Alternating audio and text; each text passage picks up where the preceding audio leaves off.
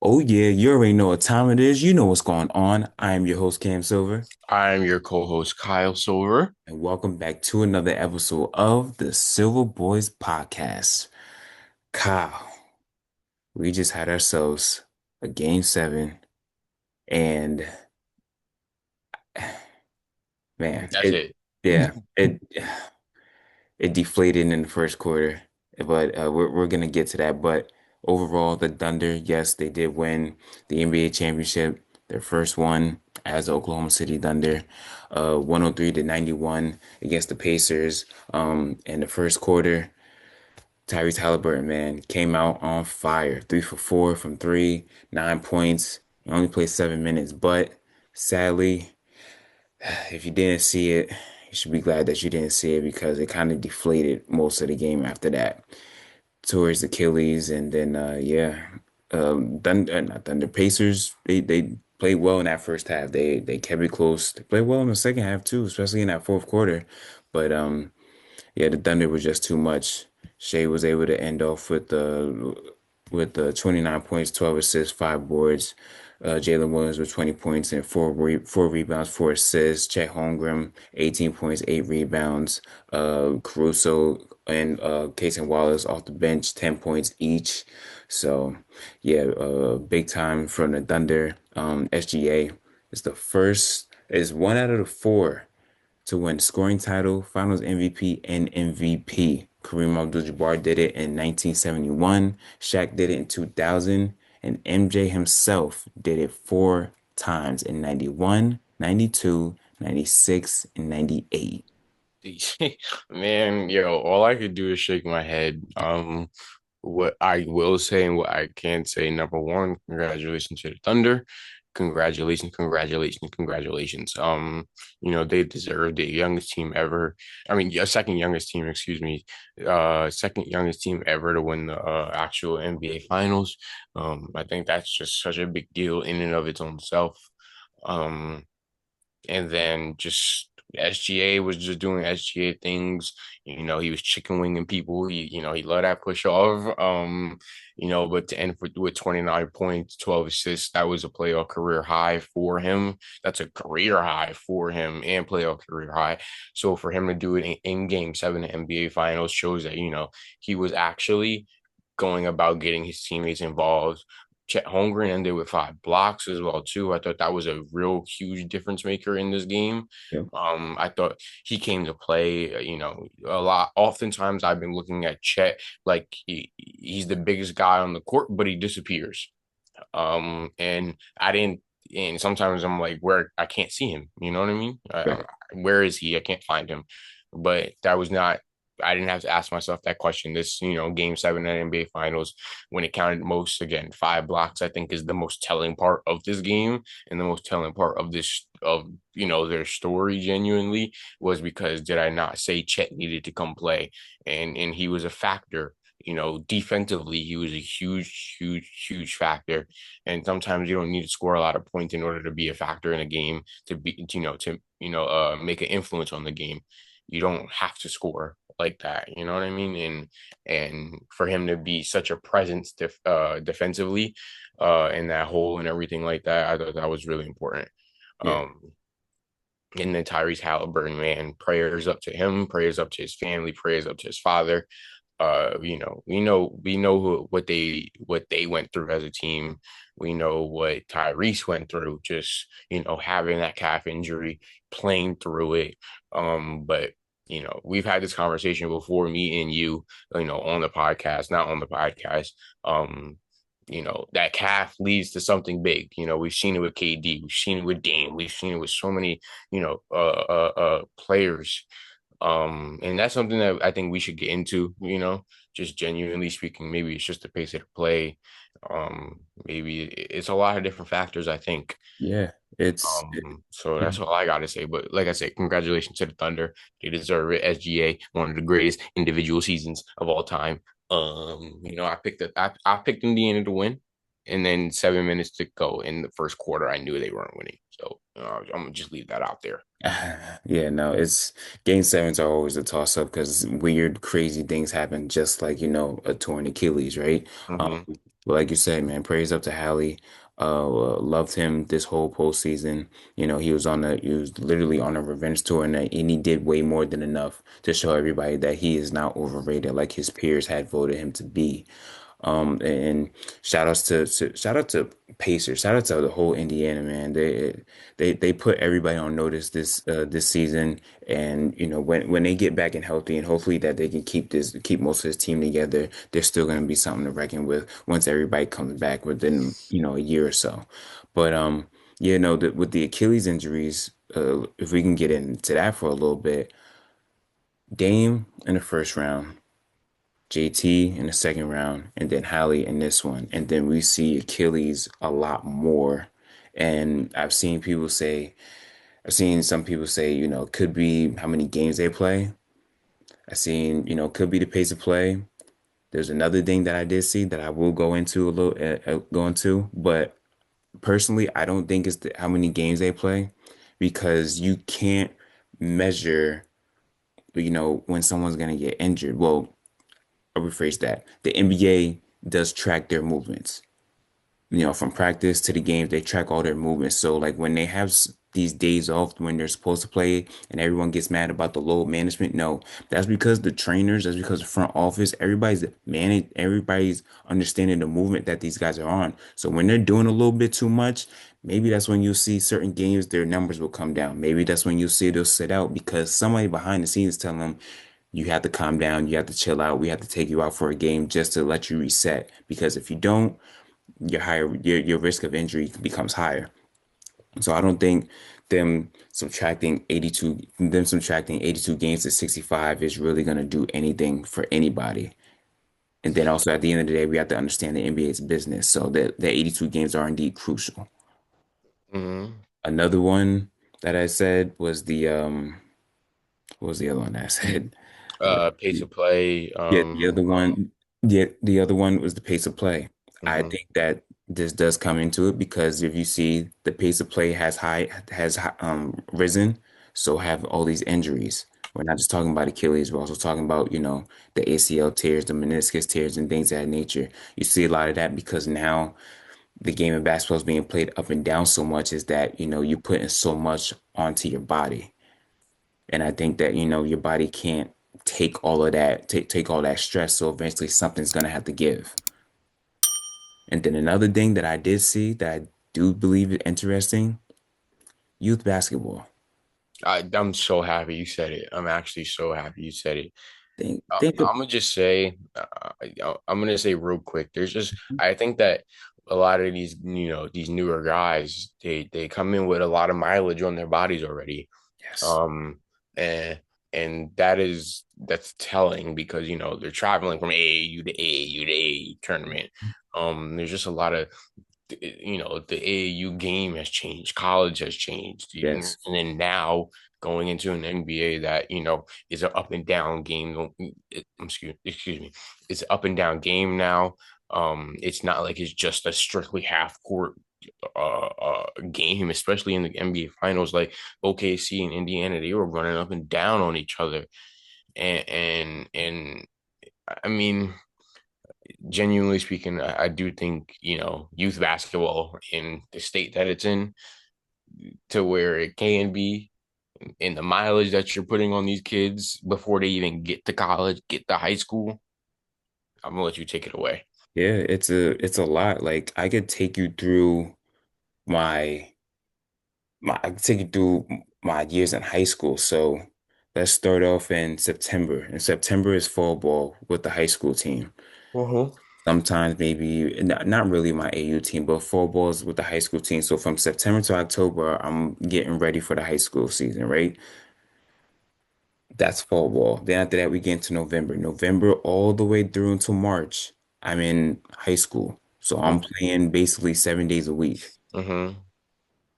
After that, when it gets to March, like around like mid-March, then after that, that's when you start to ramp up for AAU. So now every weekend, I'm at an AAU tournament. I'm somewhere different in New Jersey. I'm somewhere in Albany, New York for the Gym Rat tournament. I might be in Pittsburgh for the Hoop Jam Fest over for Hoop Group. We might be in Virginia. We might be in Maryland. You're traveling so much. So and this is almost consecutive weekends. We're talking about from March all the way almost through July. Mm-hmm. And in between that, I think I forgot when the live periods are, but there are live periods. For those people who don't know what live periods are, that's when the college coaches can come out and actually come and see you play. Mm. They have a whole section. If you go to Spooky Nook for Hoop Group, they have literally a whole wall that just says coaches area. You'll see all the coaches from Duke, North Carolina, and so on. That's what you're preparing for. That's what you're ramping up for. That in July, even while I'm playing AAU, guess what? I'm also playing summer league with the high school team. Now, Mm. this is all I have to rest. But in reality, you're not really resting. There's no such thing as rest because you got Mm. to keep your shot going. You got to keep your conditioning up. You're probably training with an individual trainer or for the group of kids or something like that. So in reality, you really don't have any rest. You're playing basketball quite literally almost 365 days out the year. I Quite just literally. I just gave you guys my whole year. I just gave you guys my whole years from 14 to 16, 17 years old. Mm-hmm. So my whole high school, I was just playing. So that's how it was for me in high school when I was just playing ball. Mm-hmm. So think about that for 4 years and imagine if I went off to college and it keeps going. And college is the same thing. You're playing basically all year round. Because what they always tell you, yeah, the season might be over, but the next season starts now. Mm-hmm. Mm-hmm. So it's a lot of factors in it, but I think those are the top two things for me. It's the tempo of the pace of the game now that has changed because it's so up and down now. It's almost like, if I'm being honest with you, it's almost like how we used to play. Everything is 4 out, 5 out. You're just gonna get the ball and you're gonna run. And Mm-hmm. it's also youth basketball. Youth basketball, you put a lot of strain, you put a lot of stress on the kids. And then after that, as they get older, their bodies start to break down at a very young age, like basically in their prime, like how we see with Jason Tatum and Tyrese Haliburton. I do want to say that I do think that, 8 players got injured with Achilles tears this season. I think that that's really telling and it's a trend in and of itself. Um, you know, I don't, obviously it's not the shoes, you know what I'm saying? It's not like it's anything actually too extravagant. It's just Right. more of these guys are playing faster and they're playing harder. They're more athletic than what they used to be than ever before. Like, we can see that. Um, and if this was an injury that Tyrese Haliburton has sustained during the season, I think, obviously me and you know that he would have been out for weeks Oh, if he had a calf injury. oh, easily. They even said that depending on the calf injury, I know like that if it's like a grade A, then it'd be 1 to 2 weeks, but then anything worse than that would be like three and more. So, and then I want to say, take that and then look at what Steph just did with his hamstring, right? Steph longevity of everything. Hmm. Tyrese decided to play, and then you look at Steph who sat out because he couldn't play. You know, he was that was a 5 week, 4 to 5 week, Yeah, yeah, timetable. yeah. So I want to applaud Tyrese for even coming out, because I knew what's been happening since game 4, game 5, game 6 and game 7. I want to applaud him for even coming out. And then it looked like he was about to drop 45 in SGA's crib. Like, you know what I'm saying? Like, honestly, Yeah. maybe I wouldn't have been wrong. Which would have been nice, Tyrese, thanks. But, I'll blame your Achilles. It's okay. It's okay. Yeah, no, that one's just yeah, it's just tough now. It's tough because like you said, like the hamstring with Steph, and but like anything, and I've said this, It'll go hamstring, and then it'll go calf, and then Achilles. Like you can you can almost, quite literally see it, and that's yeah, what happened to Tyrese. It wasn't his hamstring first, and then his calf. yeah, hamstring was last year. Exactly. And then you come back this year playing the way that you're playing, and you're playing almost what 80, 90 games now a season. More, You already yeah. play 82, excuse me. You already play 82. You play, Maybe not, but you know what I'm saying? yeah, but you're still, it's still regardless, it's an 82 game season, and then after that you You say get your playoffs. five against the Bucks, And then after that, you go into what, six against the Knicks? I think that was might have been, yeah, Yeah, six or six, seven, yeah. 6 or 7 against the Knicks. You had 5 against the Cavs, and then after that, you're 7 against. Yeah. So that's more than 20. So add on to that, you're over 100 games. You're at 100 games That's for tiring. one season. And Yeah, so yeah, I'm gonna applaud Braun because yeah, I'm saying yeah, yeah. 8 years straight, dude. No inj like barely no injuries. You Really, showed up every time you needed to show up. That I think he made us think that it was easy. yeah. Genuinely, He he he really made, did. yeah, yeah. Because it's funny because something that I thought about with my boy Greg, like doing that is that's tiring. Like think about just doing that for one season. Mm-hmm. Think about doing that for 8. Like we just did the math. He played 800 to 900 to 1,000 games within 8 seasons of NBA of going on a run to the NBA Finals. That's crazy. It's almost nothing you can really say about it at that point. Yeah, it's incomprehensible, Yeah, no, it honestly. is. It is. It is. Like that's why sometimes I just give him his grace, man. I don't even like that whole like to sidebar. I don't care about the whole GOAT conversation, man. I just give him his grace and let him be. Because at Hmm. the end of the day, who's really gonna tell you anything when you went to a finals for the whole decade, right? Same thing with Mike. You know what I mean? You got to give those guys their grace because they've done so much for this game. So, Hmm. but yeah, man. Now that the finals are over, we are into the off season. Yes, sir. But even before we got into the off season, just hours before the final, hours before Game 7 of the finals, we had a big trade. Kevin Durant was traded to the Houston Rockets. So the Rockets get KD, while the Suns get Jalen Green, Dylan Brooks, the number 10 overall pick, and the 2025 draft, and 5 second-round picks. What a trade. What a trade. Me and you, we were together when this happened, when this dropped, and all I could say was wow, genuinely. This was very telling on Houston's part, I think, in terms of that they didn't believe in Jalen Green. I think that this was really huge on Houston's part. Like I said, I don't think that they believed in Jalen Green, especially after the Golden State series this past year. Um, he was non-existent, and I don't think that if he was, I think that if he was existent and he was here Yeah, and played better, I don't think Houston would have traded him. I really don't. no, I really don't. And Dylan Brooks is Dylan Brooks. You get what you get with Dylan Brooks. Whatever, fine. He's a, yeah, he's a, he's a he's a defensive minded player, and I'm gonna just leave it at that. Okay. Um, I mean, Houston could take this in a lot of different ways. I like actually the conversation we had with your father, how he was like, this right now is for the young guys that need to develop into scoring, develop into the league. And right. I thought that's the best way to put it, genuinely speaking. Ime Udoka knows what he's gonna get with KD. He knows he pencil him in for 27 to 28 a night. Pencil it in right now. You can put Hmm. a parlay on it every game if you wanted to.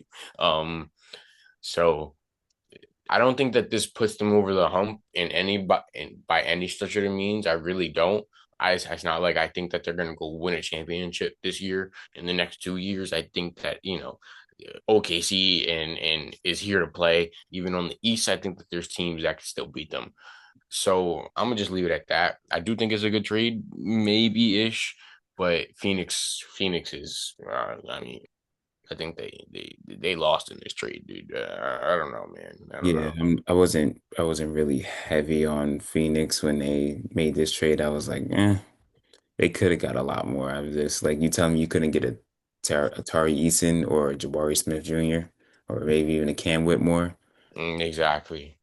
Like you couldn't finesse one of those, especially from KD. But it is what it is. Yeah, I feel the same way about Houston. They're not a team where I'm like, oh boy, like watch out. Like, the West is the West. The West is an arms race right now. Everybody's gearing up in the West right now. So it's gonna be telling to see what it is. I know Fred VanVleet just signed an extension over there. They still got guys like Alvin Sengun, Steven Adams, so they have a solid squad. They got a squad, I yeah. think they're gonna be exactly where they are from this year to next year. I think they're gonna be like in the same spot in that top four range easily. I still see them as a first round exit. Like, and to me, that means nothing has changed. I Seriously, think, well, also I think it depends on like the matchups and everything that we get. So depending on who they see, whatever they, first round exit, Cam. Still, you never know. They pushed a pretty good Warriors team to seven. You have KD on that team instead of Jalen Green. They more than likely beat that Warriors team, in my opinion. oh, I think KD would have gave it to Jimmy. No cap. Exactly. Like, actually, Exactly. how So, many I times mean, if did anything, I they come would have on lost here to. about Jimmy and be like, "Yo, like, oh my God, Jimmy, where are you?" You know Oh what I'm yeah. saying? Well, yeah. You don't got to say that with KD. Yeah. Exactly. But who knows? Well, like I said, we just gotta wait and find out. Celtics they traded two big time players. Celtics traded Drew Holiday to Portland for Anthony Simons and two second round picks, and they traded Kristaps Porzingis to Atlanta for Georges Niang and a second round pick. And actually, this was a three-team trade. So Brooklyn actually gets Terrence Mann and ATL and Atlanta's number 22 pick. And yep, Kristaps Porzingis goes out to Atlanta with the second round pick. So yeah, but Boston needed to get under that second apron. So that's the reason why they were able to trade Mm, away Drew Holiday and KP because yeah, too much money. you're not gonna pay that tax. I'm telling you right now. You're That's already paying 300 million for one player. And you're probably gonna have to pay upwards of 315 for your next one, Mhm. for JT. And then Derek White's still giving a pretty good payday as well. You know, okay. The fact that they're trying to go under the second apron actually takes away everything that I was gonna say because I see what they're trying to do here. I'm mad that they got rid of Drew Holiday. I think Drew Holiday is a real, he can be a difference maker when it comes to, playoff series, Right, genuinely. right. I mean, but you got to do what you got to do. You don't want to get taxed. You know what I'm saying? You don't want to have to pay no extra than you're already paying right now. Hmm. So that's all I got to say about that one. Yeah, yeah, no, yeah, yeah. That's what I had to say too. I'm like, all right, I know exactly why they're doing it, so can't really say much to it. I was about to say like, yo, they blowing up that team. You Yeah, know, yeah, no, no, no. They weren't trying to overreact to the Jason Tatum. yeah, I can And see that. I can see that. yeah, I can see that. yeah. I can see that. But it's very easy to It think is that. easy. Yeah, yeah, it is. Especially if you don't understand the rules now Yeah. and how Yeah. everything has changed because of the whole. You can call the second apron the Kevin Durant rule at this point because of what Golden State did with KD and all of them. Uh-huh. But some other trades had happened, especially on a draft night. Actually, no, before we get to that, Kyrie intends to sign a 3-year, $119 million contract with Dallas, which is gonna be good. It puts him on the same timeline as Anthony Davis and I believe Nico Harrison. So that's the reason why. So Hmm. as you can imagine, yes, in the next 3 years they have to win a championship or else at least they Yo, have at least they drafted Cooper Flag, right? At least they drafted Cooper Flag, right? They're still chanting "Fire Nico," by the way. I don't know if you heard that. Yeah, they still don't like them. They still not messing with dude. That's crazy. the Dallas fans still salty. Yo, very. Very. Um, some trades that happen. I'm not gonna get into all of them because there's a lot of trades, but some notable trades that happened on draft night. Hornets traded center Mark Williams to the Suns for a number 29 pick that ended up being Liam McNeely and a 2029 first round pick. The Suns also drafted with that number 10 pick that they had traded. They had got from Houston, Colin Malawak from Duke, the center from Duke Hmm. good rim runner. So they have two rim runners now. Basically, they both play the exact same. Trailblazers traded Cedric Coward at number 11 to the Grizzlies. The Grizzlies sent the number 16 pick, a 2028 first round pick, and two second round picks to Portland.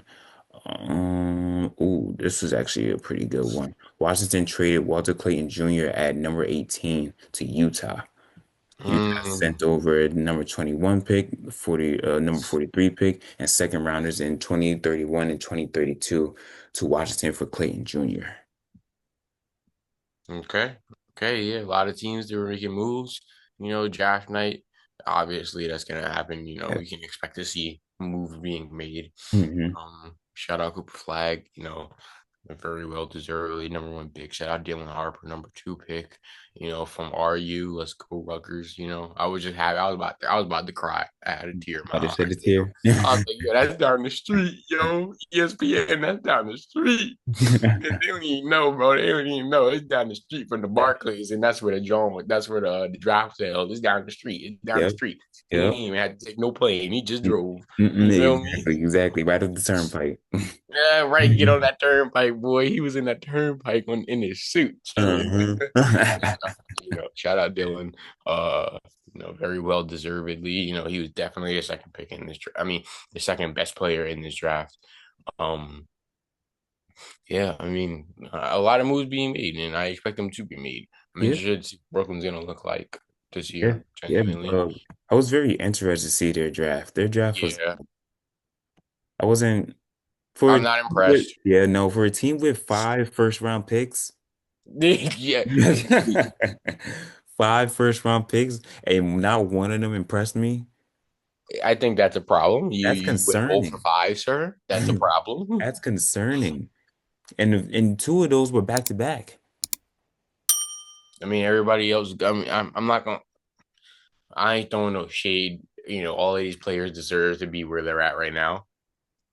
But you went 0 for 5, Brooklyn. I think the only one I liked was Danny Wolf, Uh, 7 footer from Michigan. He got yeah. handled. Kid Like is I would have loved them to get a Con Kniffle, like you know what I'm saying? Somebody like yeah, yeah. Yeah, there's a few I would have liked to. Well, they probably wouldn't have gotten Derek Queen, but I would have liked a Carter Bryant, who I believe San Antonio stole. That's a yeah. good 3-and-D player, very athletic. There's a couple guys up here that Asa Newell. He's pretty tough. He did his Mhm. thing over at Georgia.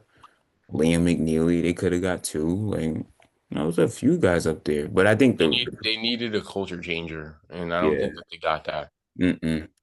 Another one, nah, they wouldn't have been able to get like a Trey Johnson or Jeremiah Fears.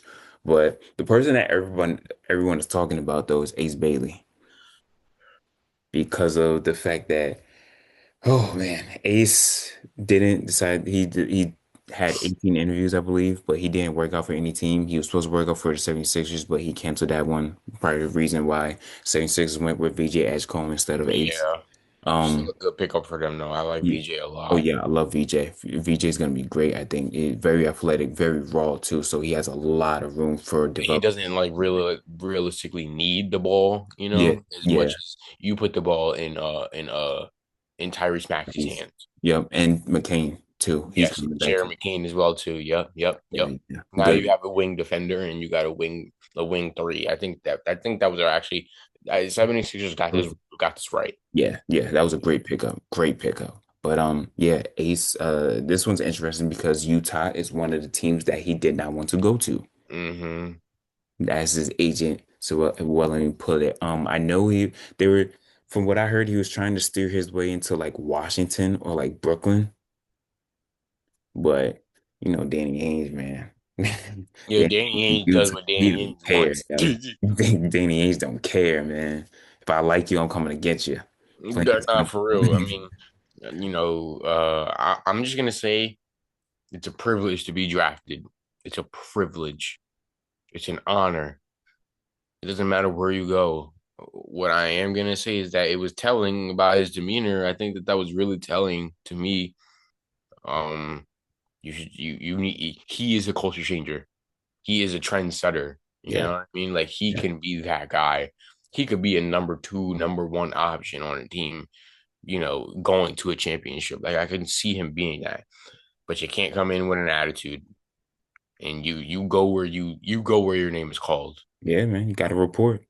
You go where you got to go clock in, my boy. Yeah, Regardless if you want to be there or not, you got to go clock in. Yep. It's not clocking to him. You know what I'm Yeah, that was the phrase of the weekend. saying? Yeah, no, like I totally agree with you on that one. I've always found it weird. I mean, I guess not for like certain teams, like say someone doesn't want to go like Charlotte, who like just seems to not improve. I will understand that. I'm not mad at him for not wanting to Yeah. go to Utah. Like, what is Utah What is doing? But Utah doing exactly? go change it then, is what I'm gonna Exactly. say. Go change it. Exactly. That would be the motivating factor. Like, all right, y'all not doing nothing, but now that I'm here, we gonna do something. We gonna have Mhm. no choice but to do something because I'm here now.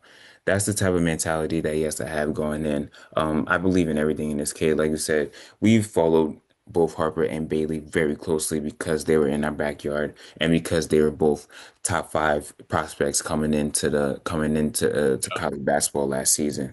So they were just two guys that we were always on. So yeah, and Ace Bailey, he was always drawing comparisons to like guys like Paul George, Kevin Durant this whole season, and rightfully so.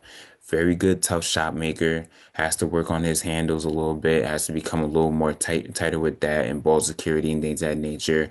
A little better on the defensive side. He's long, so he can use that to his advantage. But other than that, I think he, like you said, he could be a number one, number two on a championship team, and I do believe that as well. So, yeah, like as long as he comes in with the right mentality in Utah, he'll be fine. Yo, like you pair him up with a Colin Sexton. Like Colin Sexton is a Russell Westbrook-esque player. You Yeah, know, yeah. I love Colin Sexton. I've been loving Colin That's since he college. came into the league. Yeah, So I mean, you pair him up with somebody like that, just a dog who wants to go get it. I think it'll work out for him. I really do. I really do. yeah. Or maybe Utah just flips the pick and they just trade him somewhere. Who knows?